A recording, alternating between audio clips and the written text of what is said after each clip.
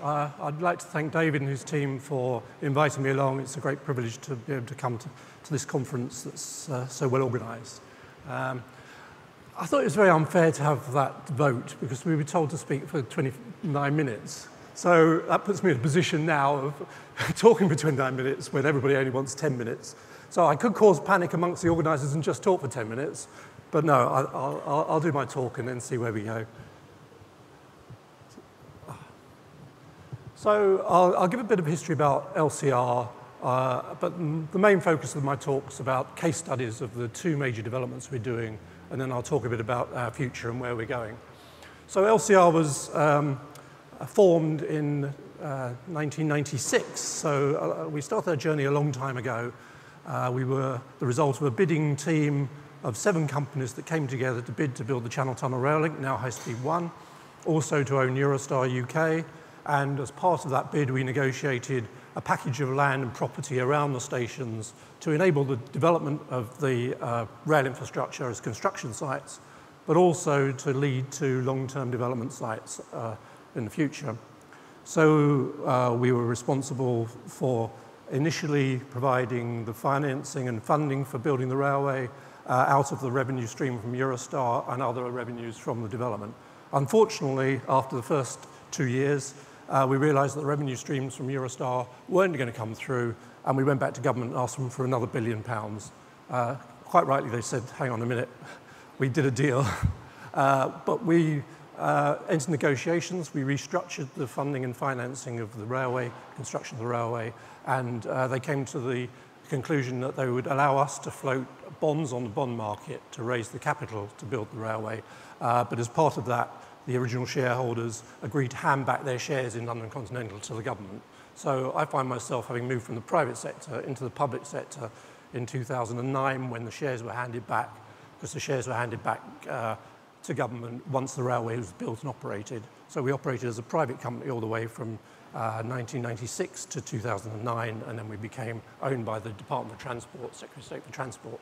So we've had quite an exciting journey through our development of the infrastructure, and an exciting journey on the development side as well. We sold the infrastructure on a 30-year franchise to Canadian pension funds in 2010, so we no longer got the infrastructure of the high-speed railway. We swapped our Eurostar UK for 40% interest in Eurostar International with SNCF, the French railways, and SNCB, the Belgian railways. And so we held 40% of Eurostar International as part of our asset base, but earlier this year we transferred those to the Treasury, to UK Treasury, who are now looking to sell that share interest.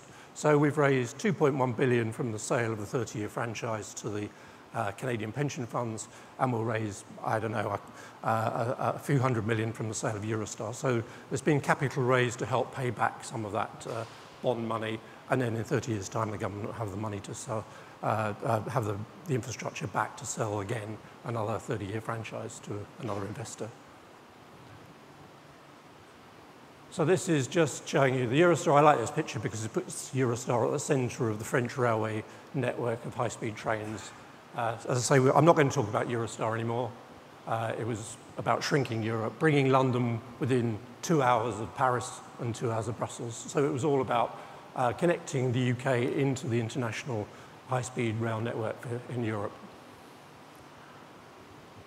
The second objective of building the Channel Tunnel Railway, apart from having the high-speed trains running on it, was to provide a high-speed domestic connection for Kent, high-speed commuter trains for Kent, reducing by half journey times from places like Ashford and Canterbury and the Medway towns into London.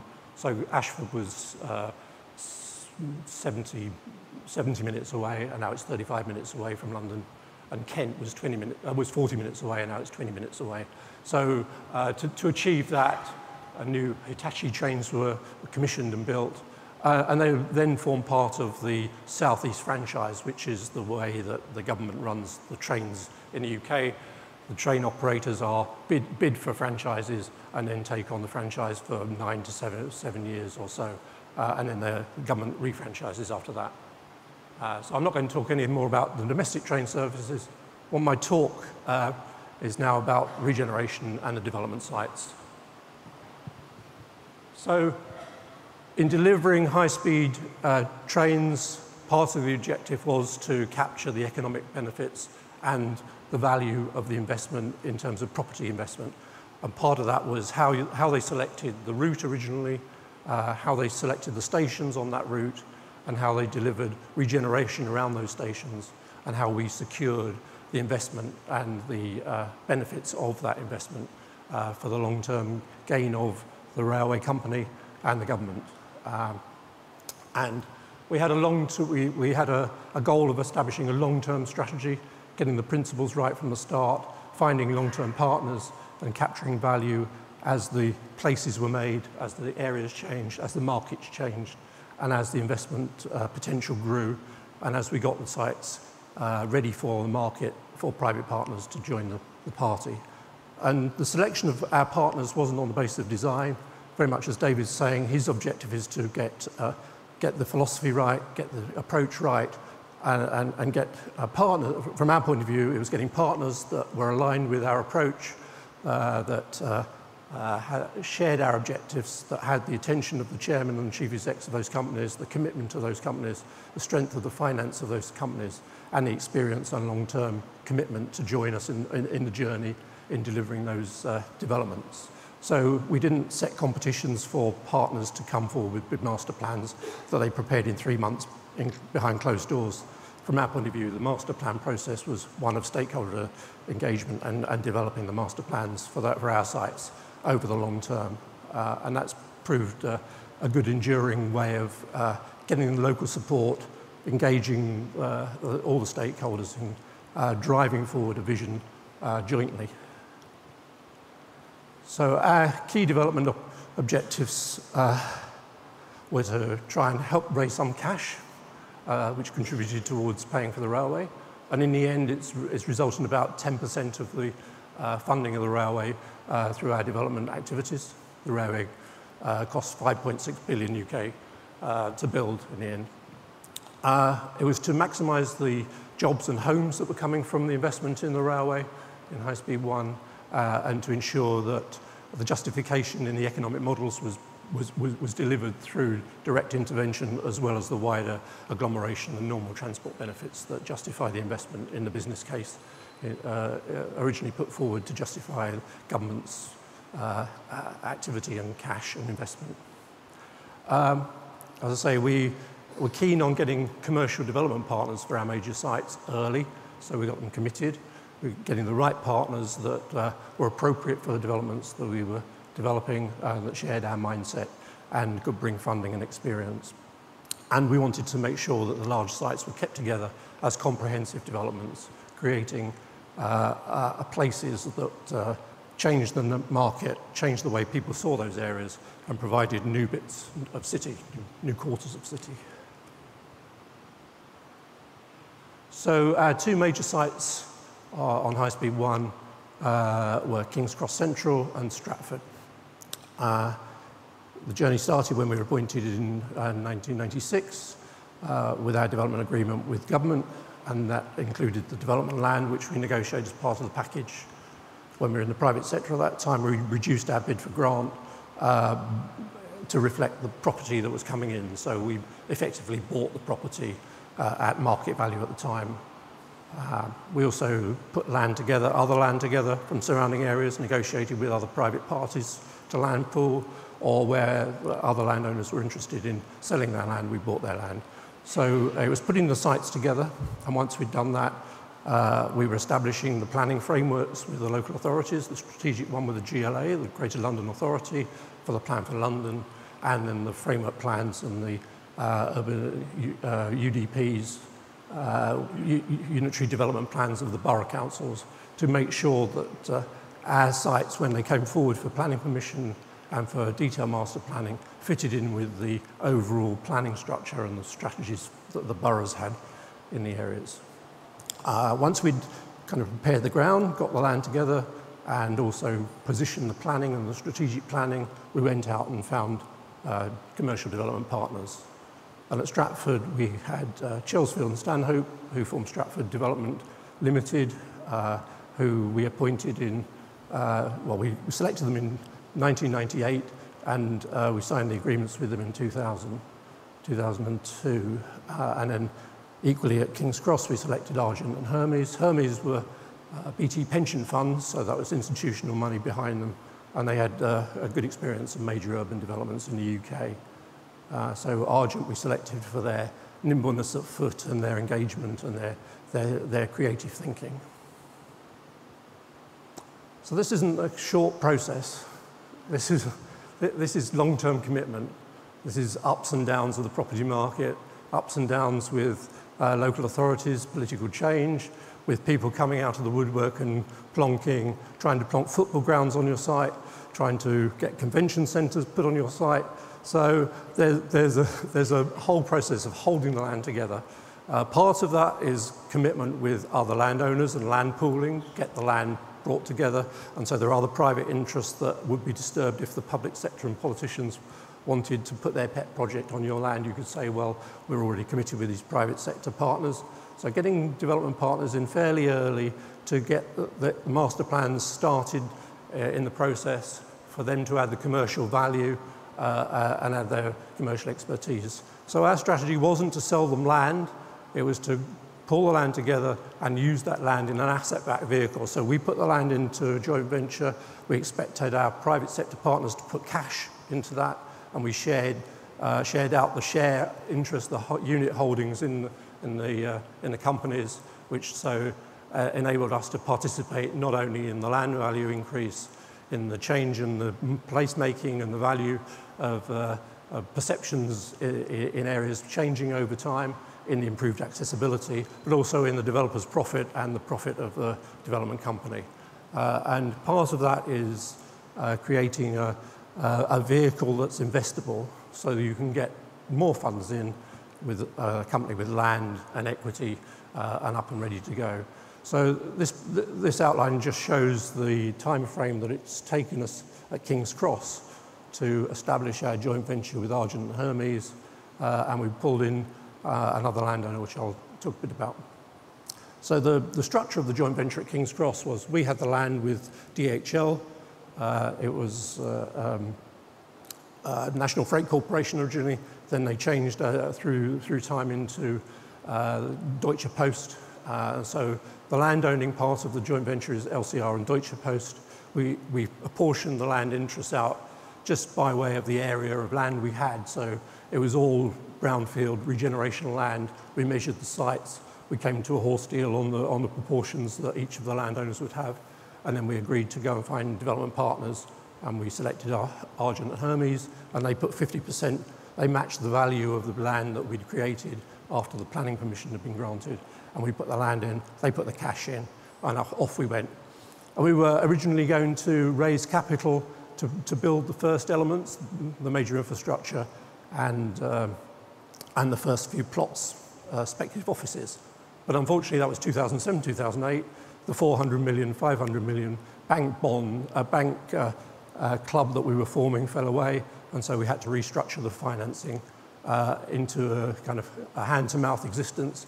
We used some of the initial capital investment to do bits of infrastructure. We sold a few plots, we got more money in, we recycled that money into more infrastructure, sold some more plots until we had enough to deliver our vision for the whole as an investment vehicle rather than a trading company. So we had to be fairly flexible in the way that we've delivered King's Cross Central.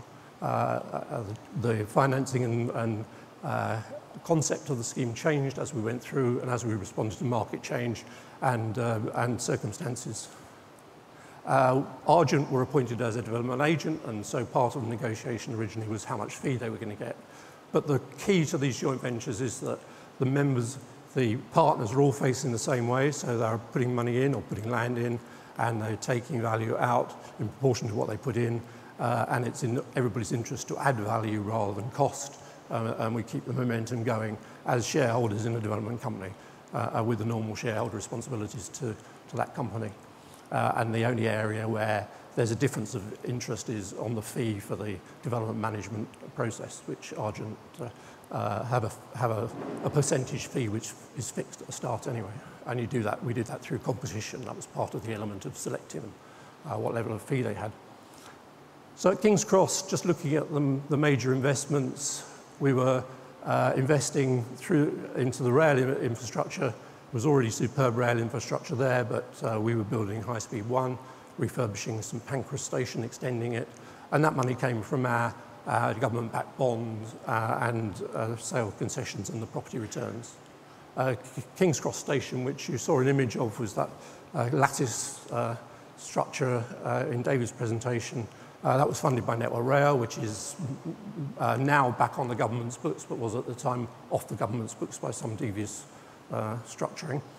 And then London Underground works were paid for by Department of Transport. So the infrastructure was publicly funded largely in different forms and from different elements of government, whereas the development has been funded entirely by private finance. Our land being put in, I suppose, is a government contribution, but we got shares in exchange for that, and we get cash out in proportion to that. Bank debt, as we get projects financeable and ready, pre-let speculative offices or pre-sold off-plan residential units, we go to the banks in a normal way of a developer, raise the money, a proportion of the money through the banks, the rest we inject partnership equity into those schemes. As I was saying initially, we were unable to get a big bank loan to do the first elements, so we sold some plots off and we recycled that cash. And we've got an income stream from properties that we've been letting to date. So just a bit of the geography. King's Cross is 67 acres of land in central London, a very exceptional site with very exceptional transport and investment. So the whole ethos of LCR was to capture value. It wasn't about market failure, though there was a history of failed projects and a history of infrastructure elements. King's Cross was about capturing value from the investment in the rail network that I outlined earlier. There was a history of railways.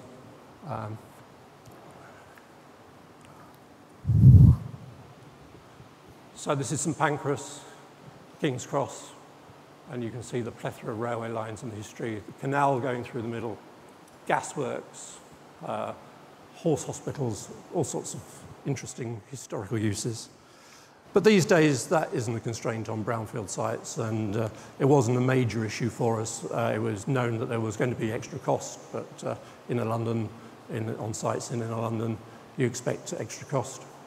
There was a planning history on the site. There were action groups, and there'd been a controversial scheme before us that had fallen away with the market, but also with the pressures of community action. So that's why we were very keen to establish a new regime, a new approach, a new engagement, a broader community engagement rather than a handful of active local action groups that were no more than a couple of dozen people.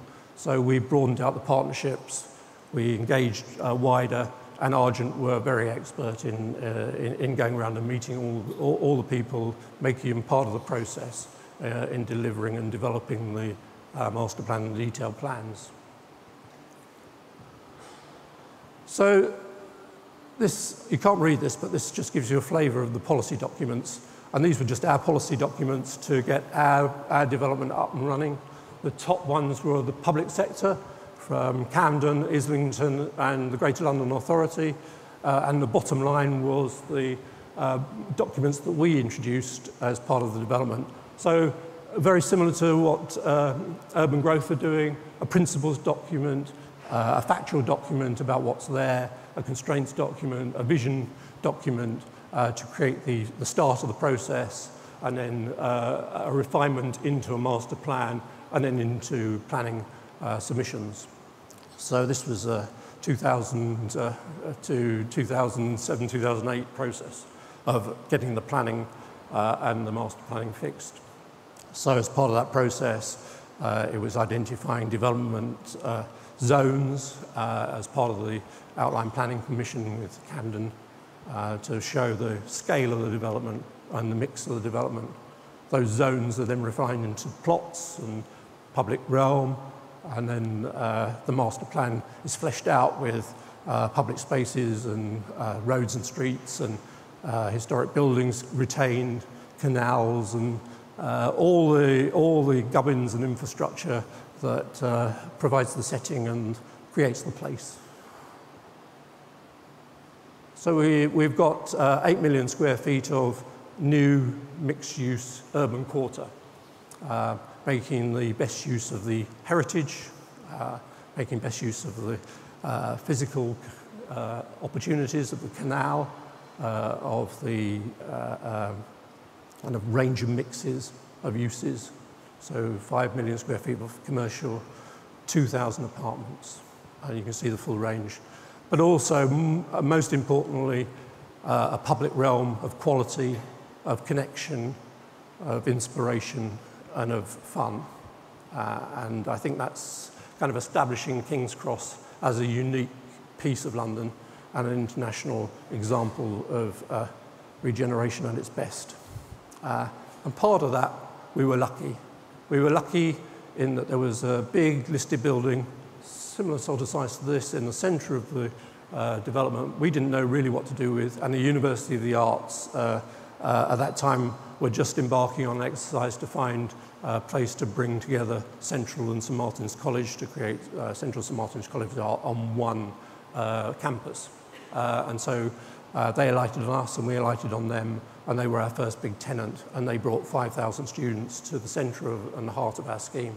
And that it provided excitement and dynamism, and most importantly, talent that was attracting attention, and it was formed a very important first move for us.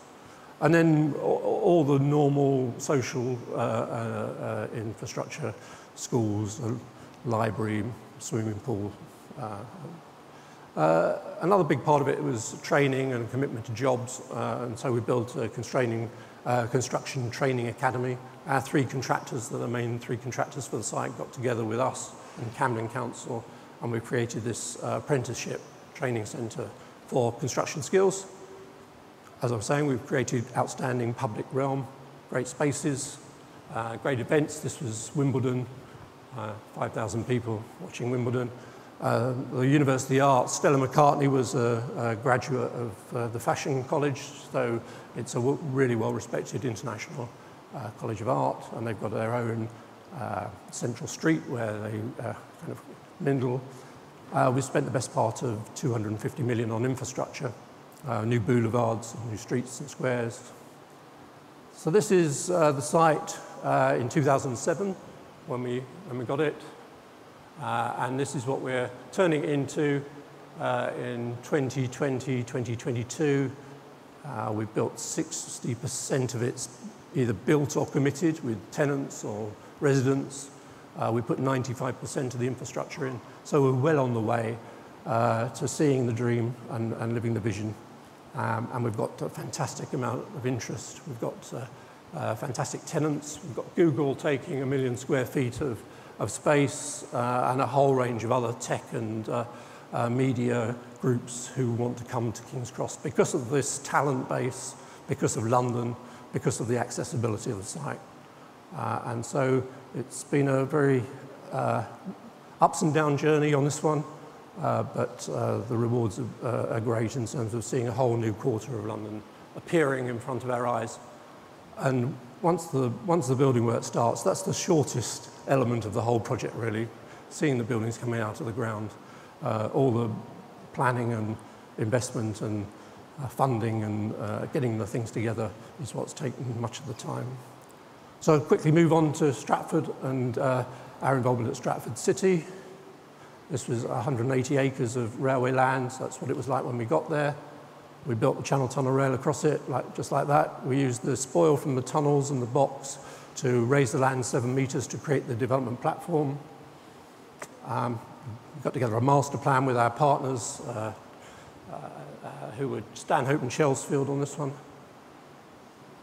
And then once we'd got through that, the Olympics appeared just as we got planning permission. They tried to buy the site off us and take our land off us, but we fortunately left it with the Department of Transport, so they couldn't CPO it, so they had to do a deal with us. So this was our kind of difficult period. Our development partners fell apart, so Chelsfield and Stanhope disappeared, and there was a big battle between the original shareholders of Chelsfield to take control of the site, which Westfield won. And then Westfield turned around and said they only wanted to do the city centre bit, the shopping centre bit. So we then had to find new partners. At the same time, the Olympic Delivery Authority wanted to find partners to build the Olympic Village, which was on our land.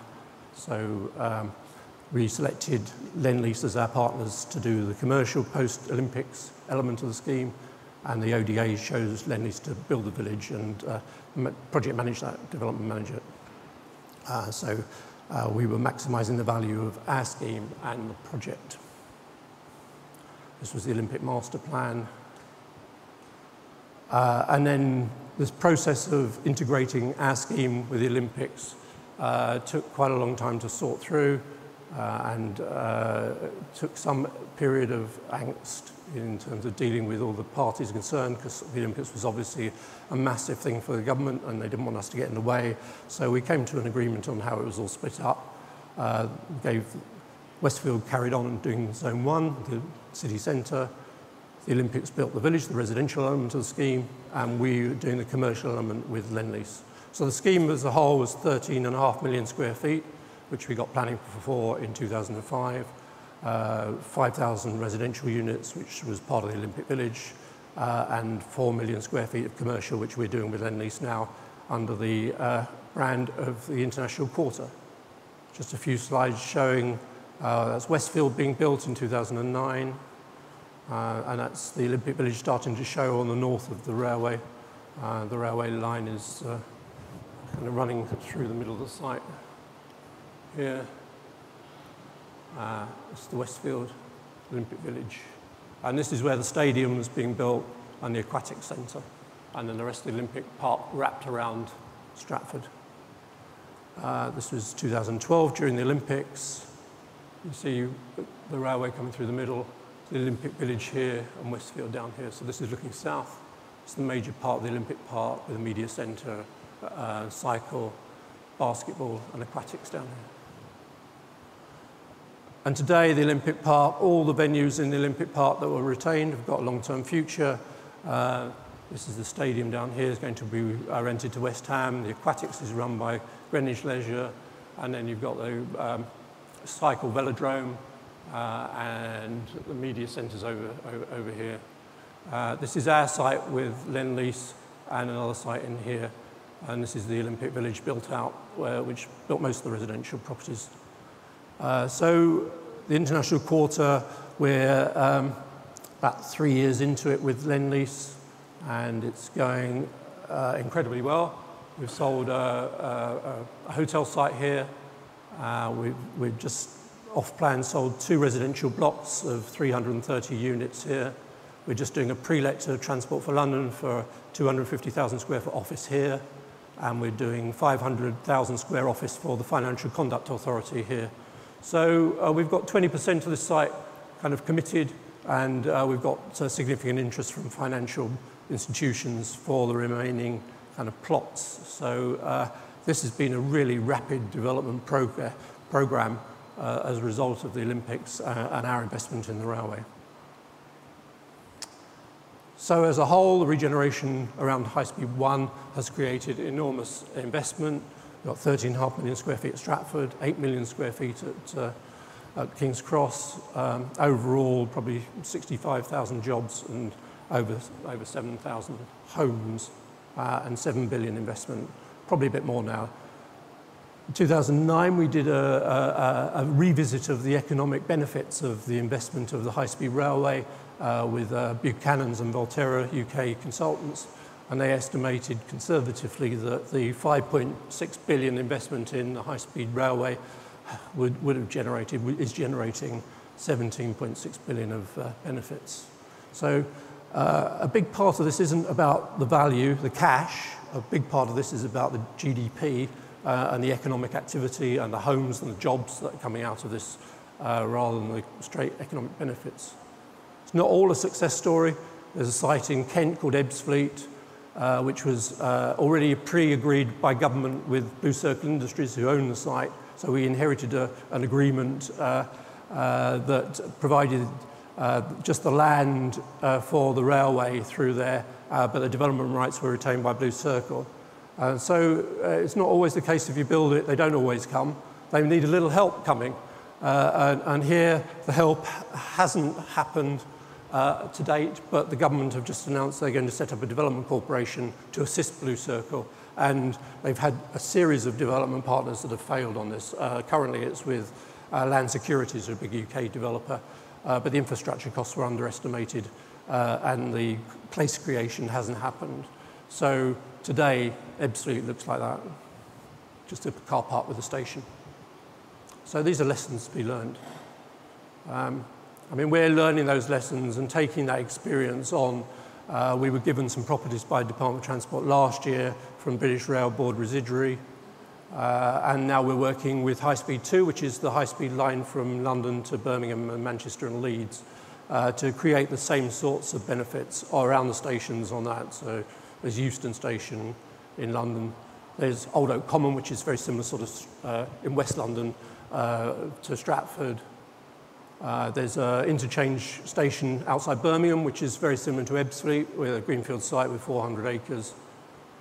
And there's a central Birmingham station as well. So LCR is kind of being used as a vehicle to recycle cash into these new stations.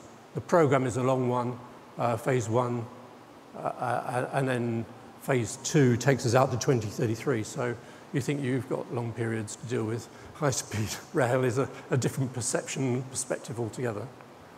So we're forming joint ventures locally. And that's the end, really. I've rushed that last bit because I ran out of time, having said I was going to talk for 29 minutes. Thank you very much.